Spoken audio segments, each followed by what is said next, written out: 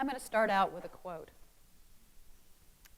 It's from Laurent Binet, and he wrote, Boris Pasternak wrote, I don't like people who are indifferent to truth. And worse still are those who are not only indifferent to it, but work actively against it. Now, let's be honest. Isn't that what most of us think about people who work in public relations? Right?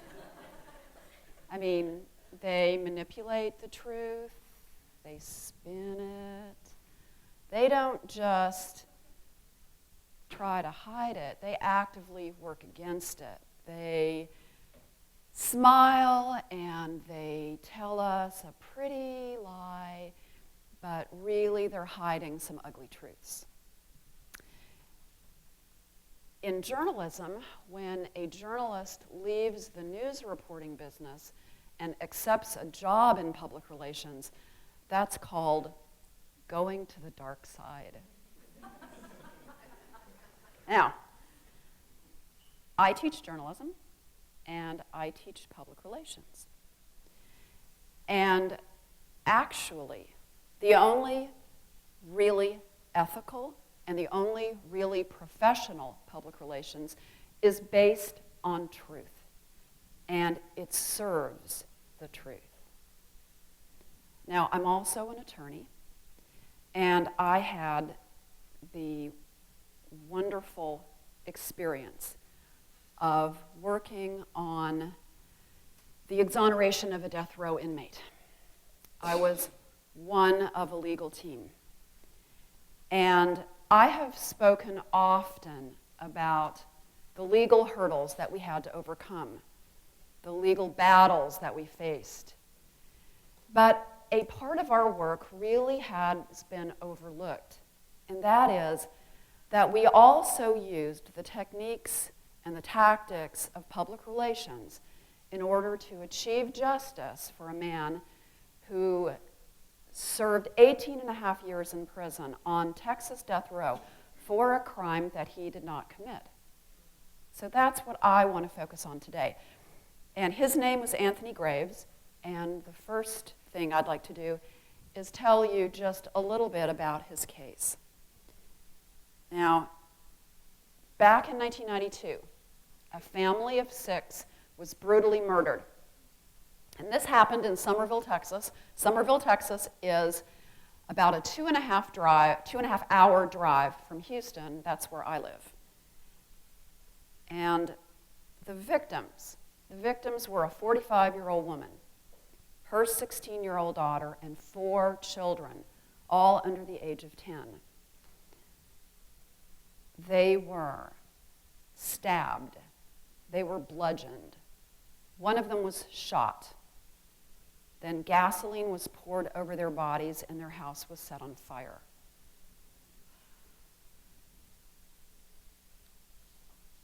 The police arrested this man, Robert Carter. He was the father of one of the murdered children. And he showed up at the victim's funeral with bandages. Underneath the bandages were serious burns. Remember, the house had been set on fire. Now, police questioned Robert Carter, and after a while, he confessed. But then the police misled him. Then the police tricked him. The police said, Robert, tell us the name of your accomplice, and we'll let you go. Robert took the bait. Reluctantly, he named Anthony Graves, his wife's cousin, a man he barely even knew, as his accomplice. On the basis of that lie, Anthony Graves, and he's the one on the right, Anthony Graves was arrested, and then he was convicted, and then he was sentenced to death for those murders. Now, I had started an innocence investigations class where I had my journalism students investigate claims that inmates made that they were really actually innocent. And back in 2002, my students and I started investigating Anthony's claim of innocence. Now, eventually, the story has a happy ending. 8.5 years later, the special prosecutor, Kelly Siegler, dropped all of the charges against Anthony on the basis of actual innocence. And that, of course, is after we had his conviction overturned in 2006. But back in 2002, that happy ending was nowhere in sight, and Anthony was scheduled for death by lethal injection.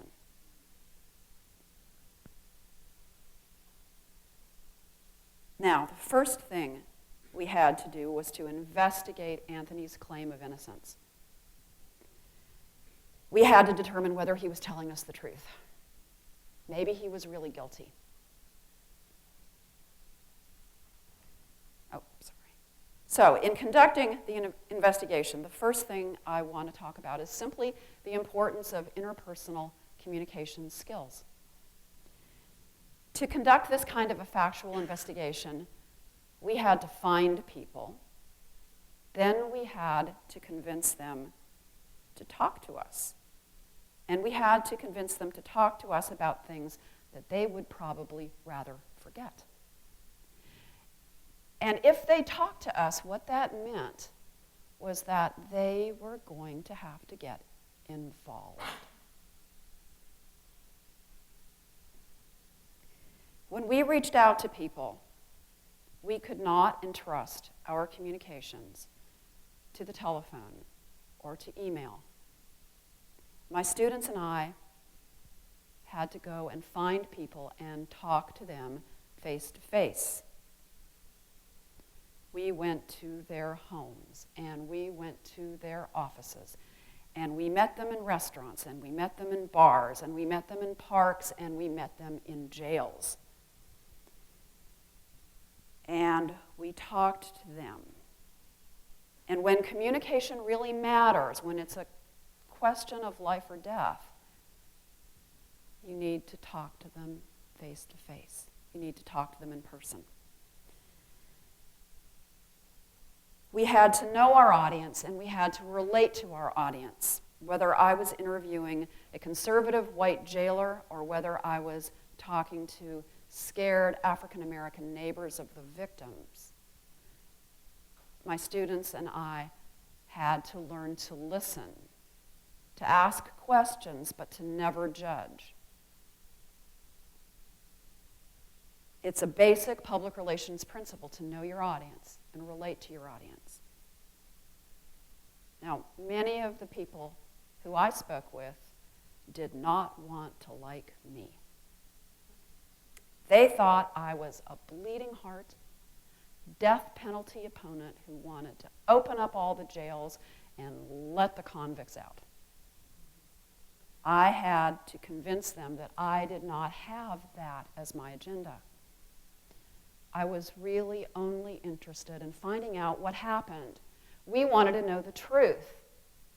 Whether the information implicated Anthony, whether the information exonerated Anthony, it didn't matter. By getting to know people, by meeting them and talking to them face to face, we were able to develop relationships of trust. Now, I put a picture there of a jailhouse meal, right? And over the years, I visited Anthony in prison more times than I can count.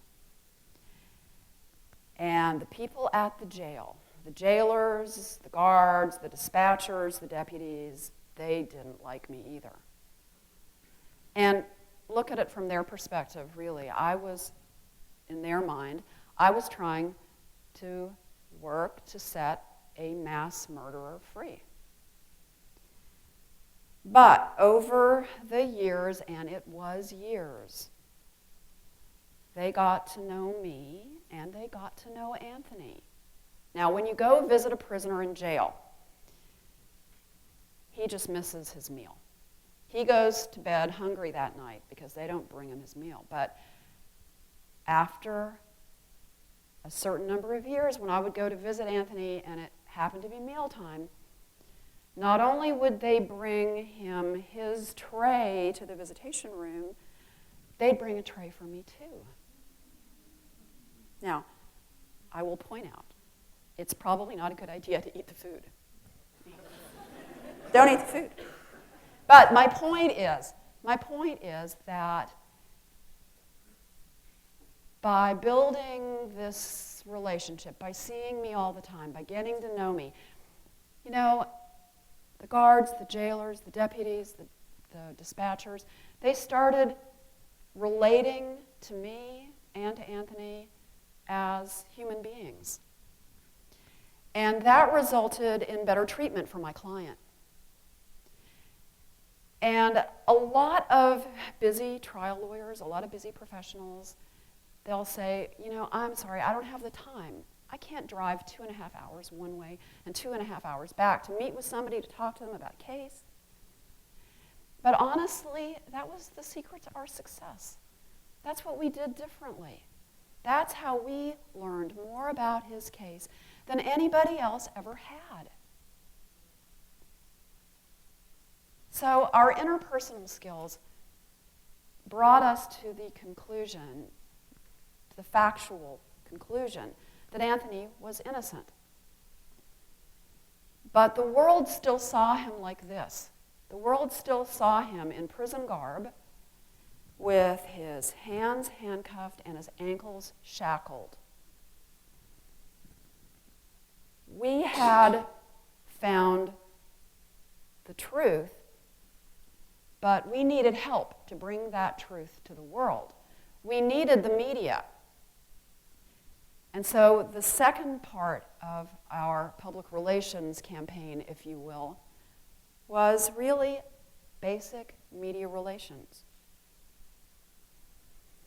So first we wrote up our findings. We created a document that we could give to journalists that summarized what we had found. It had to be clearly written, beautifully written. But more importantly, it had to be scrupulously accurate. One mistake, one exaggeration, and our credibility with the media would be gone. After we did that, well, it was time to pitch the story.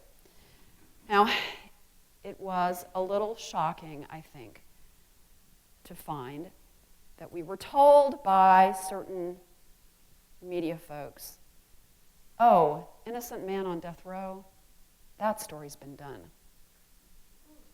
Whew, is right. Well, so we needed something else. We needed another angle. We needed another way to pitch the story. And this is the pitch that worked for me. Most journalists used to be journalism students. I had journalism students investigating a murder case. Journalists are interested in how journalism students are being trained today. So we pitched it as journalism students investigating murder case, and that's the first major headline that we got in the Houston Chronicle, and you'll see it focuses on the fact that it's students investigating claims of inmates that they were wrongfully convicted. And the example that was used throughout this story was only Anthony Graves. And from this point forward, we got great coverage from the Houston Chronicle. Now, you think, well, you know, nobody reads newspapers anymore. What good is that? Well, I hope that's not true, but even if it is, one very significant group of people still read newspapers. They read them carefully. And those are radio and TV assignments editors. And when we were featured in the newspaper, we almost always then were contacted by local radio and TV stations wanting to cover the case as well. And as public relations people know, local media coverage turns into national media coverage, and we were featured on the Arts and Entertainment Network and then on PBS more than once. For years, though, where we really wanted to get some attention was from Texas Monthly. Texas Monthly is a magazine here in this state that is prestigious. It is well known for its fantastic coverage of criminal justice issues in particular. Finally, in 2009, I got a call from a senior editor at Texas Monthly, Pamela Koloff. And she said she'd been following the case and she wanted to write about it. I spent literally months working with Pam and Texas Monthly, explaining Anthony's case and providing documentation so that Pam could write the most detailed, accurate, wonderful story. One of the best I think Texas Monthly has ever run. The story came out in September of 2010, and it created more national publicity. And in fact, the CBS News magazine, 48 Hours, started filming an hour-long documentary about the case. 48 Hours was in the middle of filming when my legal team and I got a call. The special prosecutor, Kelly Siegler, she had conducted our same factual investigation, and she came to the same conclusion we did, that Anthony was innocent. And she had decided to drop all of the charges against him on the grounds of actual innocence. That was October 27th, 2010. It's a day that I will never forget. It was crazy, wild, and wonderful, and I got to go to the jail to tell Anthony myself that he was a free man. Now, for reasons that are just beyond comprehension, we were told not to alert the media until the next day. 48 Hours, though, 48 Hours figured that something was going on. They kept calling me. I was at the jail. I was with the sheriff. I couldn't talk. Finally, one of the producers said to me, "Would it be a good idea if we came to the jail right now?" And I said, "Yes." And thankfully, they did. And as a result, we actually have film of Anthony leaving the jail and walking into the sunshine as a free man. Now, by the time we left the jail, honestly, the media had caught on. The story was out. We were being followed by reporters. We were getting calls. I was trying to talk to 3 different reporters on 3 different cell phones all at the same time, and everybody wanted to talk to Anthony. Now, anyone in public relations will tell you that when you have a story that is so newsworthy that everyone in the world wants to cover it, that's when you should schedule a press conference. So that's what we did. We scheduled one for the next afternoon. And in the meantime, Anthony and I made a pact, he and I. We decided, or we agreed, that we would speak to every media representative who asked to speak with us. We would do every interview that we were asked to do. No matter what time of the day or night, no matter what part of the globe they were calling from, we would talk to them because we knew that that would be our very best opportunity, not only to tell the world what had happened to him, but more importantly, to let people know about the serious problems that we have in our criminal justice system that would put a man on death row and sentence him to death for something that he did not do. Next morning, the special prosecutor held her press conference. She told the world that Anthony was indeed an innocent man, and she described his conviction as a nightmare of the criminal justice system. At our press conference the next day, Anthony was reunited with his family and his friends. And he spoke to the media. He got his opportunity to say what it was like to be convicted for a crime he didn't commit. The story dominated the media. We had local and state and national and international coverage. He was free. Everything had worked out. It was beyond our wildest dreams. But Anthony didn't have anywhere to live. He didn't have a car. He didn't have any money. He didn't have any savings. He didn't have a job. He didn't have any prospects. He didn't even have any clothes. We still had another public relations battle to fight. Now, Texas, like most states, has a compensation statute. Inmates who have been wrongfully convicted can apply for payment. The problem was, though, is that under the Texas statute, Anthony did not qualify. He did not have a judicial determination of innocence. We decided we'd apply for compensation anyway. We knew he'd be rejected, but we figured that the story would get headlines. And we were right. Newspapers all over the country editorialized about it. Jay Leno even mentioned it in his Tonight Show monologue. Then, in a perverse kind of way, we actually got lucky. Anthony was invited to speak at a local college for a $200 honorarium. You know, when you don't even have enough money to buy your own lunch, $200 is a lot of money.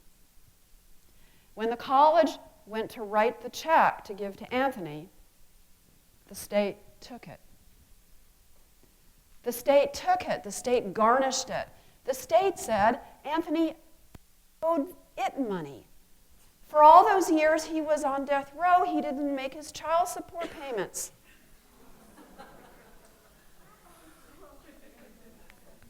Once again, we let the media know, and it made front page news. Anthony had a tidal wave of public opinion on his side. People were angry. People were upset. They wanted to know what they could do.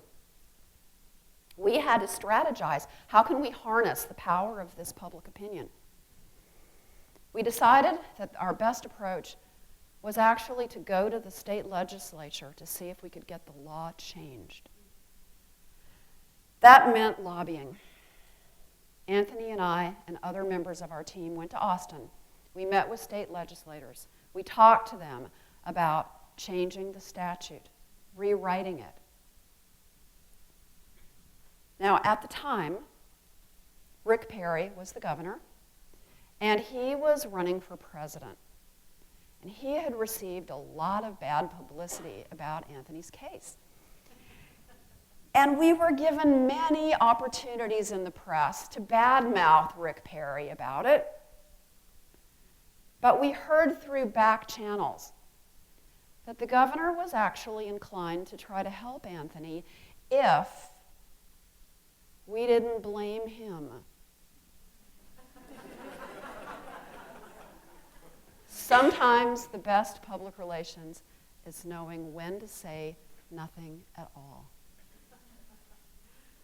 As a result, Governor Perry announced at a press conference, not only did he believe that Anthony was innocent, but he also supported the idea that he should get compensation. Well, that was the ribbon on the package. Once the legislature heard that, they amended the statute. The governor signed it into law, and Anthony received payment. Now, I say payment. I don't say compensation. He can never be compensated for the 18 and a half years of his life that he lost. But he did get a payment, and that payment helped him to establish a new life. And by the way, that 48 Hours documentary that I told you about, it won an Emmy.